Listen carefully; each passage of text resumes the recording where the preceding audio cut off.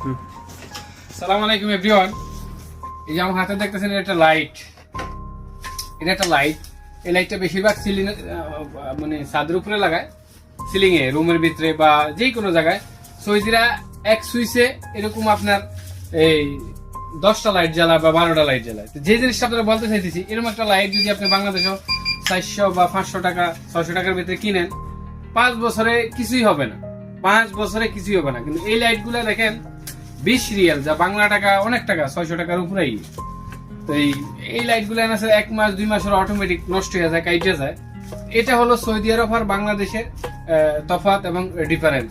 এবং এই লাইট গুলা কিন্তু আমাদের দোকানে 20 রিয়াল বেচে, অন্য অন্য দোকানে 25 রিয়াল 22 রিয়াল, আবার আমাদের দোকানে 18 রিয়ালও বেচে, অন্য দোকানেও 18 রিয়াল বেচে। তো আমরা আপনাদেরকে যে জিনিসটা বলতে চাইতেছি, এই পুরো সৌদি আরবটা চায়না আছে না, পুরো চায়না খায়ালিস। এই যে এক একটা লাইট আপনি যদি এটা ঘর সৌদিরা যদি ঘর লাগায় 1 মাসও যায় না, 2 মাসও যায় না। যাই হোক, ভিডিওটা জনস্বার্থে শেয়ার করে দিবেন। আসসালামু আলাইকুম।